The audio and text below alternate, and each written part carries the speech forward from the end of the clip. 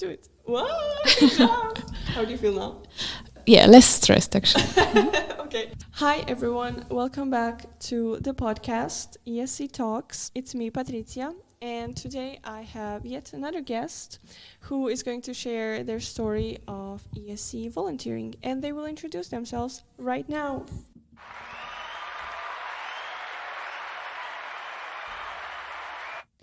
Hi everyone, my name is Ola and I'm from Poland, and in 2020 I decided to go for a project to Croatia.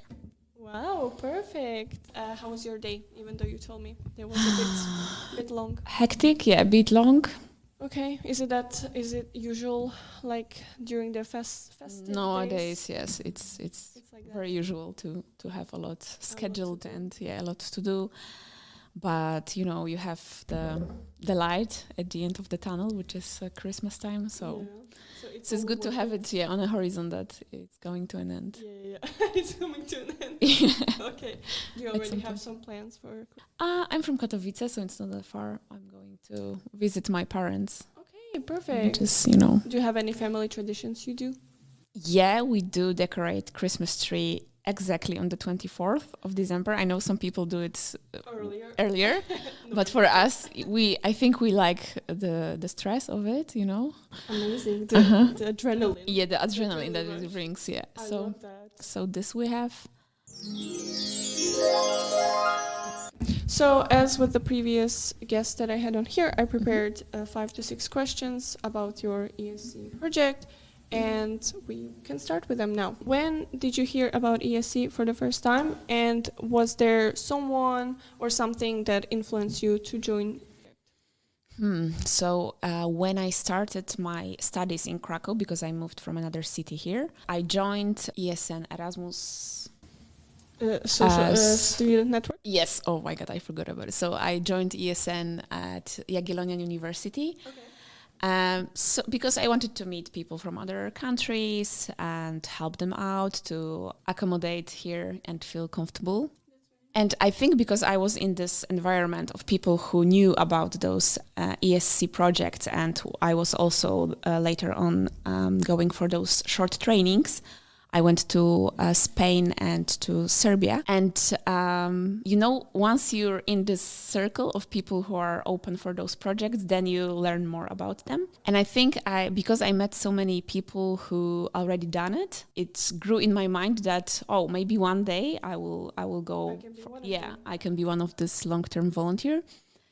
And I don't know if any particular story made me do it. Maybe the whole experience of meeting people who joined it, and it's just cool experience of going somewhere that you don't know anyone, and at some point you create this feeling of being a part of some community. So maybe that was tempting. What did you look for in a project? I think when the project was also connected with making a community, with connecting with the community, that was very important for me. And the thing that it couldn't be connected with some office work. I was looking, no, because I knew it's my reality. So I was looking for something totally different. Opposite. What's your daily activity? Okay, that makes sense. Yeah, that's quite nice. And did you find it? Yeah. Later on, also, I don't know if I should start saying about this long-term one. So that story is connected with COVID times, with the lockdown. Yeah, because so in 2019, I started my, let's say, professional career. And for over 1 year, I have been working in Warsaw, which is pretty hectic city with it's, your life starts to speed up because of the vibe of the city. So I was all the time in a rush, and then COVID came. And I was working in music industry, actually, in the concert company that organized concerts. And because the times weren't very, you couldn't be sure when you're going to go back to your job, to your normality. I lose the job. And then I asked myself, okay, so times are unstable. What should I do? Maybe that's the time, because I also always wanted to go for longer than 10 days as the trainings are. And then I was thinking, oh, maybe this is the time that I can try to go somewhere. And, you know, the times were unstable also with traveling. So I was also pretty anxious about it. But then I saw this offer to go to Murter, which is a Croatian island. And I was like, oh my God, that's the sign. I love Croatia. The project itself was connected with a physical job, which I was looking for, because the main subject of this project was to build a dry stone wall on this like archaeological site, Colentum, which was called. And I was like, that's it. I want to go there. This is my calling. And you know, the project also included the connection with a local community. We were also involved in organizing regattas. So, what are regattas? What is regatta? A regatta is like this boat, like the boats are competing, who's going to be faster with like doing the loop. Okay, I didn't know that. And it was special regatta because it was with those special boats with the special sail. Now I forgot the name, but it's like it was invented on Murter or maybe in this region. So that's why it was so special. So you were like racing? I wasn't myself, but we were like helping out with coordination of like, you know, registering people or like helping out with food distribution. It was mostly like this. And who competes in this? Local people, as well as people I think also people from all over Europe. They came there just specifically for this event. But age groups, like, is it Latinsko Idro? Sorry, I have this name now. Yeah. It popped out. Latinsko Idro is the name of the sail. Latinsko Jedro. Okay. Okay. Cool.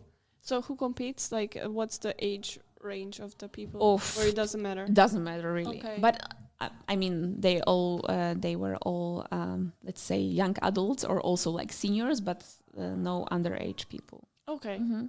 For them, there was another day for competing because, you know, to make it fair, maybe. Yeah, probably.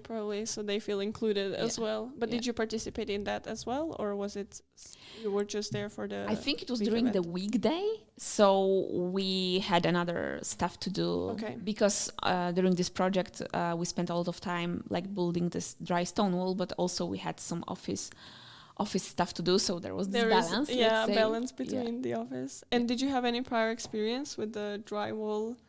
No, except the fact that I have family on the countryside, so I wasn't afraid of like physical job. Getting dirty. Getting dirty, but it was something special, especially that we had the pleasure to work with a local person who knew how to work with the stones. So even though he couldn't speak English, we communicated anyway. And I think Polish helped because, let's say, some words are similar.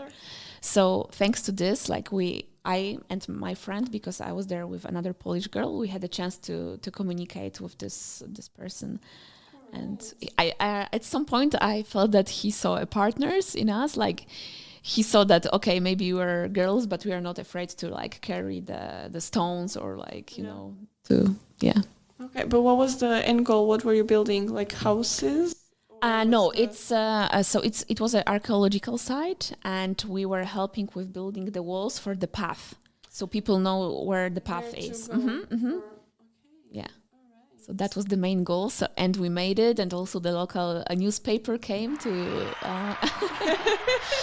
to take pictures and and interview us. So that was a big thing, actually. And also, you know, I think nowadays when we do a lot of work that like at some points you cannot touch it, you cannot see it.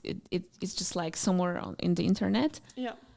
This one was like, I know that one day I will go back there and I will say, okay, this stone was like, I put the stone here, you know? My work. Yeah, it was my work. So this is something that you can touch, that you can be proud of, and also it serves the people. Exactly. So it's that was for me the biggest goal that I achieved during this tag. Yes. Perfect. Yeah, I know that one. Did you learn any Croatian? Yes, yes. I think the word for everybody who participated in this project, like the most important word was pomalo. Okay. And that was the whole vibe of this Yes. island. And you could see it like everywhere, like on the walls. People were saying this to you if you were in a rush or like a bit stressed. They were like, pomalo, pomalo. Yeah, so it's like to slow down. And this whole philosophy really served me a lot. Yeah. Do you still use it to this day when you feel like stressed out about the festivities? Not really, but now after this, this podcast, it's yeah. I refreshed my memories thanks to this invitation. Exactly. I love that. Okay, so you said that the project was on an island, and would you say that an island life is different than the city life you had in Warsaw? Yeah, totally. And also I had the chance later on to travel a bit around Croatia, so I saw how the life is in Zagreb and Rijeka and stuff. And yeah, Ireland was totally different. The feeling of recognizing people on the street, on those little tiny streets afterwards, and they also recognized you and were saying hello to you. That was Dobro jutro. Yeah, Dobro jutro. Dobro jutro. Yeah, that's a really nice feeling that that you're part of this community and that people see you. You feel welcomed once you receive that kind of feedback from them. And also because the community, it's not big itself, this Murter. And we also, that's also very interesting fact, that important fact, that we started this project in September when, let's say, this holiday season is like closing. Yeah. So people were leaving back to their homes, and the island was pretty half empty. Like people were telling us, why before September there were like crowds here, and sometimes we were walking alone through the promenade. That's cool. And you were there from September till the beginning of October, so because it was like 1 month, but it was very intense. Yeah, there were many events like this, those regattas, and also there was I remember this party to celebrate the work of grandmas. Oh, that is nice. Yeah, that was amazing. And our task also connected to this event was to interview people on the street about this traditional food from Murter and to give us a recipe. So that was amazing. And afterwards, to see those ladies with in this traditional clothes at the big table, eating. And when the party was over, they ordered pizza. And for me, that was like, they're so cool. Maybe they're from little community and they do like, everyday tasks and stuff like that. But at the end of the day, there are those like cool grandmas that will like drink wine and call for pizza. Have a pizza? So I really felt the vibe of the island. Okay. Do you have any stories, funny stories or memorable stories from the volunteering? How did you find the people themselves? Mm-hmm. Did you have any expectations for people? You said that you were there with a friend, right? I mean, I met her there. I didn't know her before. Did you work well as a group? Would you say that? Or how important was that in the first place to work well as a group? Yeah, I think as a group we weren't that good.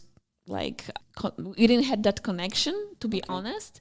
I think also COVID time was not the best one for this kind of project, because we were also afraid of getting sick a bit, like that there was this and we had so much different characters, and for me there was a bit of lack of integration between us.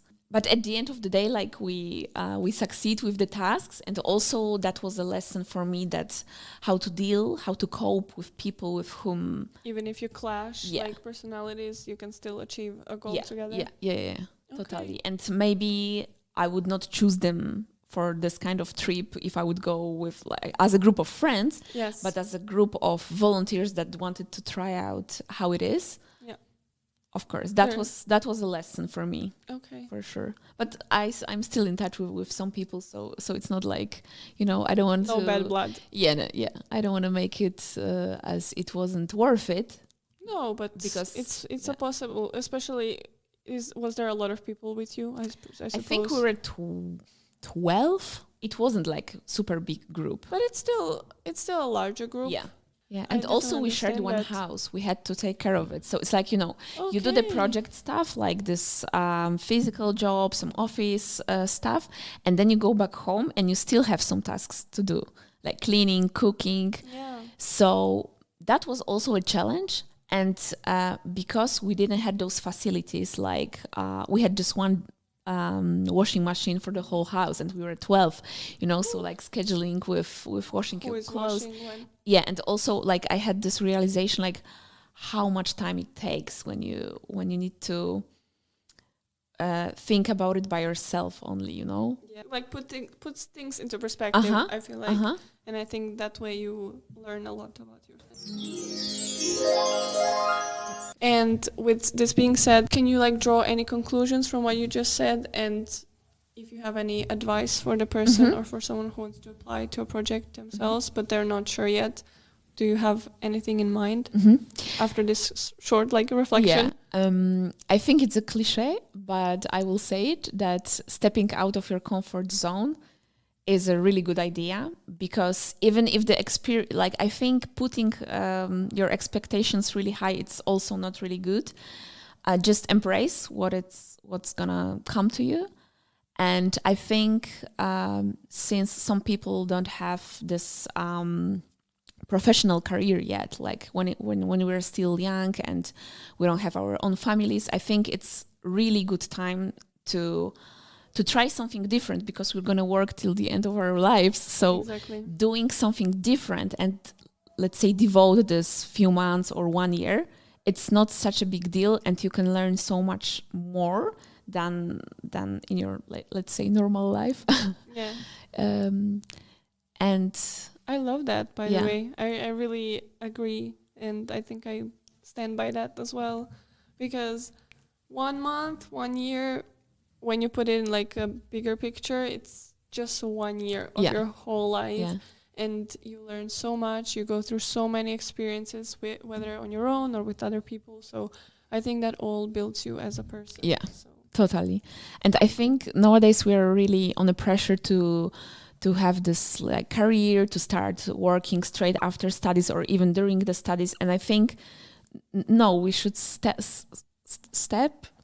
back sometimes, maybe from this idea, and maybe just realize what we want to do. I know so many stories of people who quit their jobs in the corporations, and they started their own foundations, or they decided to do something connected with the tasks that they were doing during their volunteering experiences. So my advice is to, if you just have this idea of applying, just do it.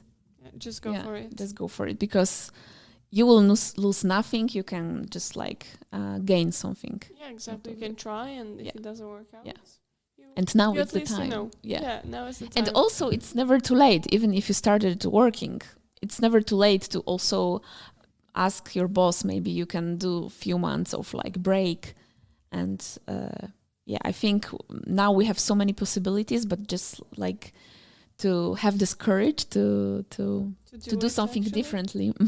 Yeah, so be courageous to do it. I love that. Thank you so much. No worries. I think it's really going to be helpful for whoever's listening to this, because if I heard this, I'd be like, yeah, I'm doing it. Let's go. I'm applying right now. I hope so. I think I'm going to need this for when I start applying for jobs now.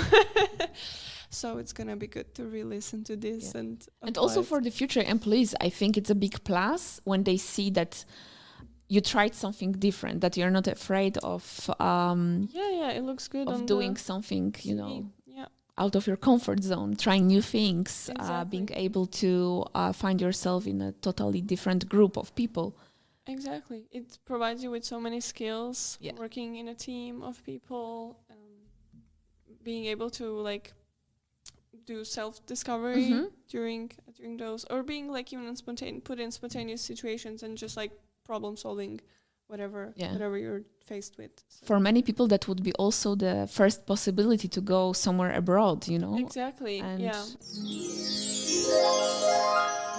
Thank you once again for coming Thank all you, the way pleasure. here to talk to me into the mic and share your story. It's very, very interesting to me. Mhm. And I'm really happy that there was someone who was in Croatia. So I was like, that is so cool.